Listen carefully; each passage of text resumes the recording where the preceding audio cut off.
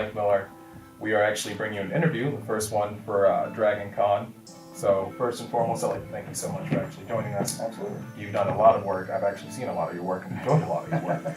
So the way we did this, we actually sat down, we talked about what we wanted to ask you. And my first question is, you're an artist. You're one of the best ones I've genuinely seen. You definitely, not to be rude or prude, but your world's ahead of like Layfield, you know. Perez has always been, you know, a major influence and stuff. I gotta ask you, what was your influence to become an artist first? To become a comic book artist, I'd have to say, well, I came into comics in the early 80s, so, you know, Paul Smith was on X-Men, what was Frank Miller doing? Frank Miller was maybe doing the Wolverine series, miniseries. You know, Walt Simonson was on Thor. Just the freaking silver. You had the Silver Age. The Silver Age. That was considered, that's the Silver Age when it came down to it. Yeah, and my favorites Especially for arts and stories, you know. Yeah, my favorites at the time were Paul Smith and John Byrne, so those were my biggest influences back, you know, when I was a kid. Injustice. This is one of the best titles to drop for DC. I can't even think how many years. People are clamoring for it week after week. We've done a lot of the art on there.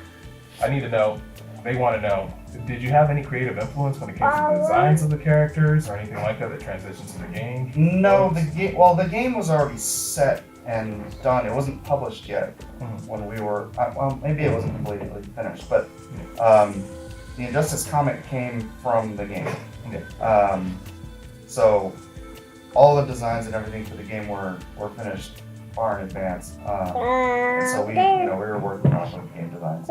Yeah. I tend to simplify things for as much as I could. Like like Superman, I didn't put it in armor because he's Superman. Yeah. Superman, he doesn't need armor. He doesn't need armor. I mean, he gets hit by a Russian tank. He's like, that tickled. My armor fell off. My armor. Oh no, there's a kink in it. I'm going to die now. Not really. We got a group of guys who are always buying the issues and everything and trying to work out who's gonna get this one. I'm just like, I'm gonna get every single Injustice when it drops. Yeah. Every single one. I love the art. I love the way it comes out. So you buy the pamphlets? We get solid copy. We also get digital. So we make sure we have our backups because when you got kids running around like this who constantly like to chew on paper, you know. You can have kids, you can have things. You can exactly, not both. But back to it. So we got the details. Wow, I just got a major detail. I really, wow. I gotta thank you so much. Oh my God. I'm looking forward to that in so many ways I can't describe it. I think you're the first person to do that outside of DC. That you heard that, folks. RSmokey knows. He's not telling. He's not telling. Mike just told me and I'm not telling. What really inspires you to catch, you know, the dynamics of the background compared to the character and bring it forward? You know, how is that handled? Well, when you're on a deadline as tight as Injustice is, sometimes you have to let certain things like backgrounds Kind of steer away. Yeah, I mean, you want to put as much in as you can because I want to be doing my best work because this is like my dream project in the sense that I've been in this business for 24 years now. And actually, this will be my 25th year. And I've always wanted to be on one project for a really long, just like the old guys, you know, like for years upon years. Years and years and years. Yeah. And nobody does that anymore. Yeah. Right? Unless you own your own project, everyone's jumping from here to here. Oh, I've been on this for 6 months. Yeah, it's difficult, especially in today's industry. Yeah. You know, when you have such major storylines, like you have Rebirth that just happened.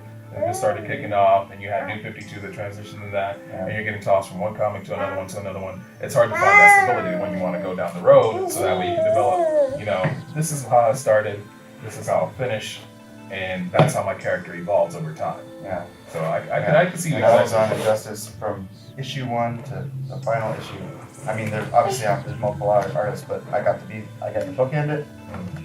Start the finish. And I'm working on the annual right now. I'm doing a Harley chapter.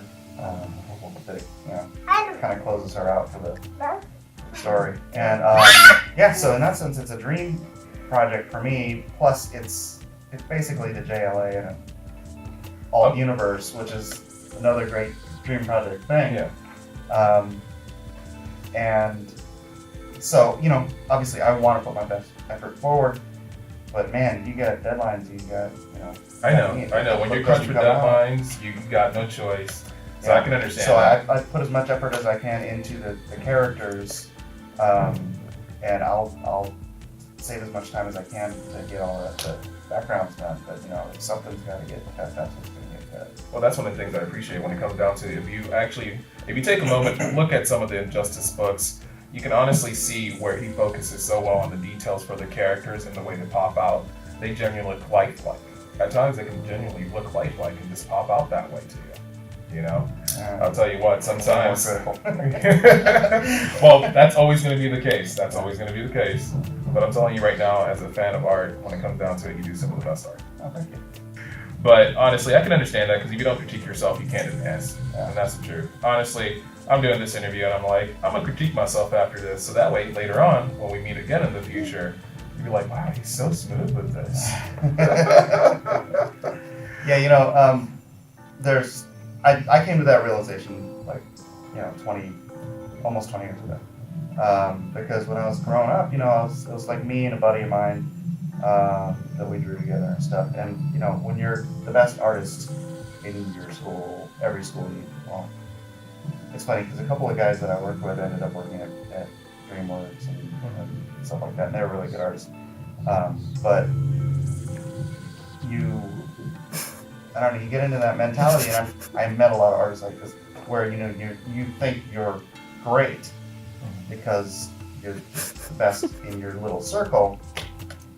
That's when you just freaking stall out, like I was saying. It wasn't until I was in my early 20s, I met a guy who was a life drawing teacher, and he just eviscerated my stuff. Yeah. And I'm like, wow, that's horrible. That's some of the best teaching, though. Yeah. So you freaking just tear them down, show them everything that's wrong with them, because you know, if they don't see that, they will never grow. And then from that point, I looked back at my work that all my life I thought had been so great, and I'm like, wow, that sucks.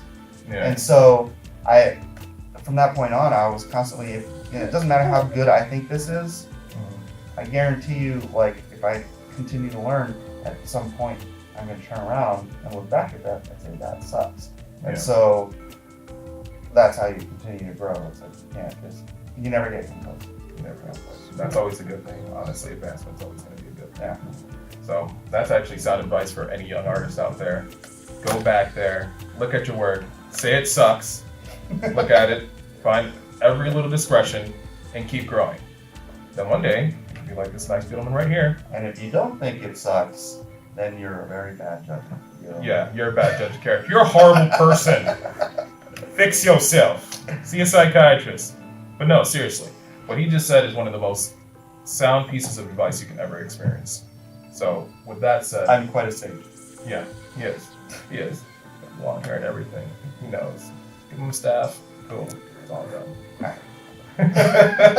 Mike, I want to thank you so much for your time, your patience. I understand we have a little one running around. I got 5 kids. But I appreciate everything you've done. Yeah, thanks, man. Thank you so much for that little tidbit. Oh my God. Folks, check this man out.